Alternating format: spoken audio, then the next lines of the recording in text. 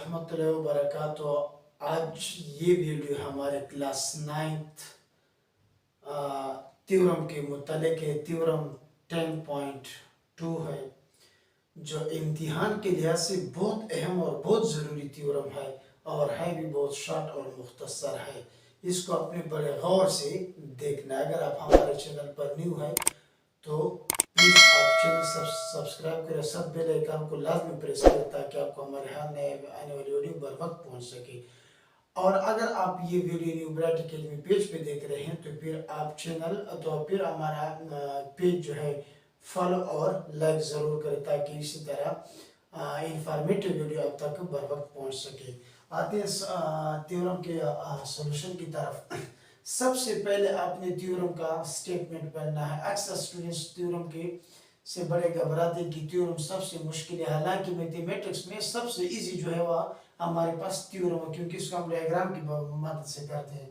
If two angles of a triangle, अगर अभी उन्होंने एक ट्राइंगल हमें दिया, सबसे पहली बात हमारे पास गिवन क्या है कि एक ट्राइंगल है, और अभी वो कह रहे हैं कि उस ट्राइंगल की जो हमारे पास if two angles of a triangle are congruent, उस ट्राइंगल में दो एंगल ऐसे कि वो एक दूसरे के कंग्रुएंट, एक दूसरे के इक्वल है। The side opposite to this angles are congruent, फिर यही दो एंगल्स जो वो बता रहे हैं कि कंग्रुएंट है, उनके अपोजिट साइड हमारे पास क्या है, वो भी कंग्रुएंट है। तो सबसे पहले हम एक ट्राइंगल ड्रा करते हैं इसकी मदद से। देखिए आपको पता चल गया कि सबसे पहले जो है ना हमने क्या करना है, एक ट्राइंगल हमने ड्रा करना है। तो ये हमारे पास एक ट्राइंगल हो गया। यहाँ पे आप नाम रखिए ए, और यहाँ पे आप नाम रखिए बी, और ये आप नाम रखिए सी।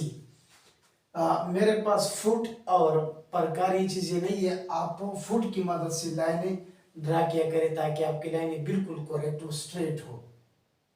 अभी देखिए सबसे पहले गिवन एक एक स्टेप मैं आपके लिए करूंगा।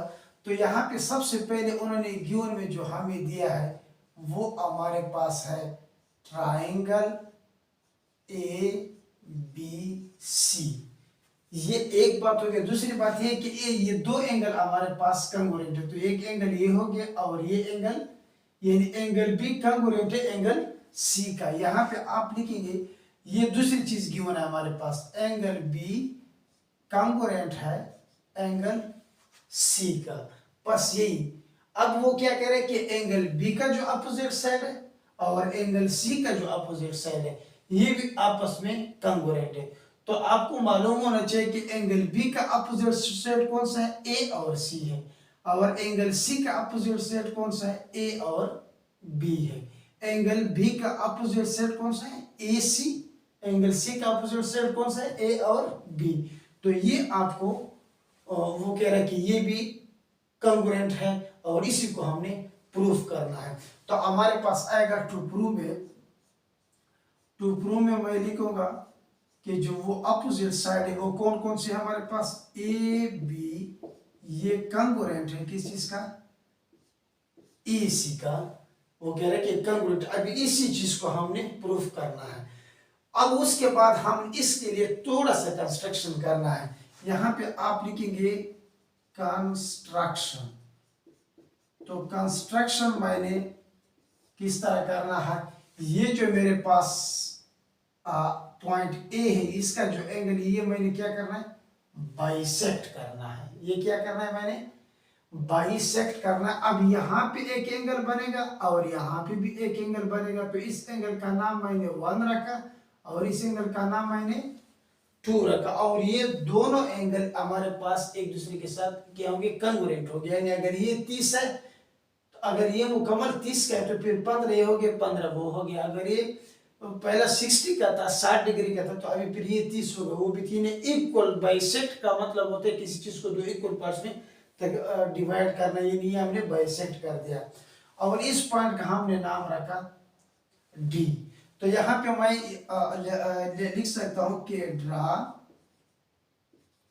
Draw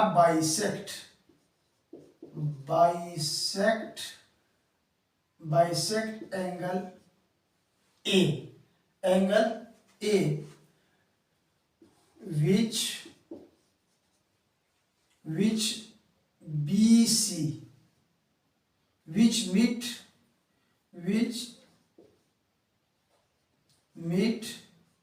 BC at point D, which meet BC, जो BC के साथ मिल रहा है, BC के साथ कौन से पॉइंट पे मिल रहा है, D पॉइंट पे। कौन से पॉइंट पे, ये BC का हमारे पास एक लाइन सेगमेंट है और इसमें D पे इसका ये जो लाइन ऑफ बाइसेक्ट जो है यहाँ पे मिल रहा है। तो ये हमारा था कंस्ट्रक्शन कि हमने एंगल ए को बाइसेक्ट किया, दो इक्वल पार्ट्स में डिवाइड किया और वो पॉइंट कहाँ पे मिला, BC के पॉइंट D पे। अभी आगे हमने क्या करना है, आगे हमने यहाँ पे करना है टू प्रूफ। तो यहाँ पे मैं लिखूंगा प्रूफ। तो प्रूफ के लिए फिर यहाँ पे क्या होना चाहिए हमारे पास, यहाँ पे मैं लिखूंगा स्टेटमेंट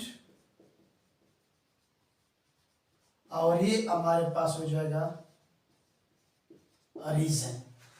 स्टेटमेंट में हम बात और रीजन में इसका बच्चा लिखते हैं। तो सबसे पहले हमारे पास दो ट्रायंगल, ये मैंने लिखना है ट्रायंगल ABD, यहाँ पे मैं लिखूंगा ट्रायंगल ABD और इसका हमारे पास जो ये होगा करस्पॉन्डिंग, ये हमारे पास ABD हो गया तो ये ACD हो जाएगा। क्या हो जाएगा, ट्रायंगल ACD। और मैंने आपको पहले भी थ्योरम में बताया था, इसका हमने जो पहला 10.1 थ्योरम किया है या क्लास 10 का जो थ्योरम के पहले पॉइंट का हम रीजन नहीं लिखते, इसलिए कि ये करस्पॉन्डिंग अलामत आ जाते और इसका मतलब ये होता है कि आगे हम क्या करने वाले हैं, इसी वजह से इसका रीजन हम नहीं लिखते। आगे हमने अभी क्या करना, अभी इसमें से जो भी पॉइंट आपको नजर आता है आप ले सकते। सबसे पहले हम क्या लेते हैं कि A और D लेते हैं। तो आप यहाँ पे लिखिए AD, हमने यहाँ पे लिखना है AD, ये कंगोरेंट है AD का, दोनों AD लिए क्योंकि ये AD इसके लिए भी है और ये AD इसके लिए भी है। तो ये पॉइंट हमारे पास, ये मैंने इसका रीजन लिखा है, ये हमारे पास क्या है, कॉमन है। उसके बाद ये हमारे पास एंगल 1 और एंगल 2 लिख सकते हो। तो हमारे पास आ गया एंगल 1, ये कंगोरेंट है एंगल 2 का और इसका रीजन हमारे पास क्या होगा, ये हमने कंस्ट्रक्ट किए थे तो इसका रीजन है हमारे पास construction.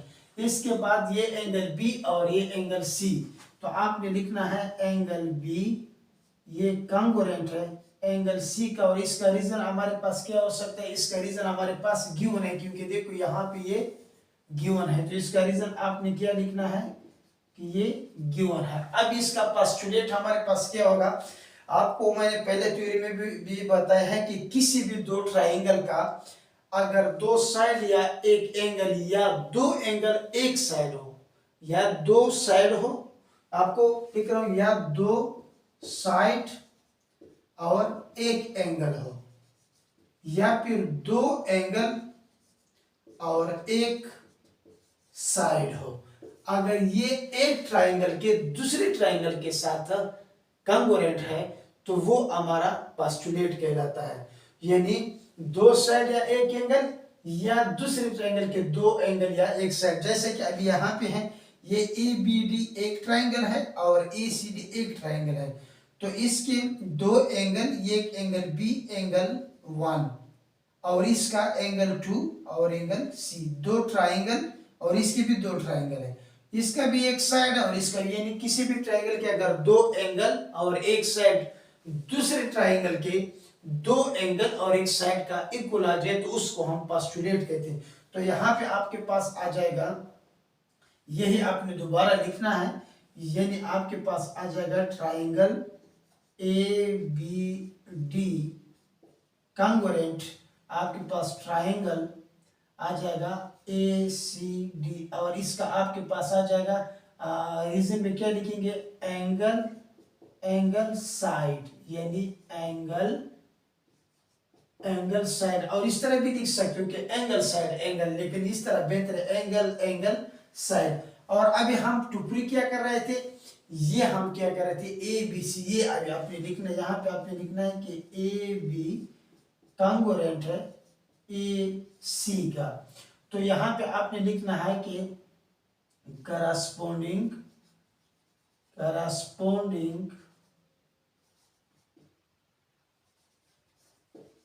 sides of congruent of, यहाँ पे आपको नजर नहीं आएगा of congruent triangles, corresponding side of congruent triangle। ये फिर आपने क्या करना है, लिखना है। ये किस तरह congruent है से, अगर इसी साइड को मैं काट लूं, अगर इसको मैं काट लूं और दोबारा इसको इस पे ऊपर रखो तो क्या होगा, ये बिल्कुल बराबर आएगा। ये जो ए सी डी है ये ए बी डी के ऊपर बिल्कुल बराबर आएगा अगर इसी तरह है, और अगर इसको मैं इस तरह काट लूं तो ये बिल्कुल इसके ऊपर बराबर आएगा। तो इसलिए हम इसके साथ लिखते हैं कि करस्पोंडिंग साइड क्या होते हैं, जो इसकी साइड ऑफ कॉन्ग्रुएंट ट्रायंगल के होती हैं। तो ये इसकी बिल्कुल जो है ना बराबर आएगा। उम्मीद करता हूं तो आप लोग को समझ आई होगी।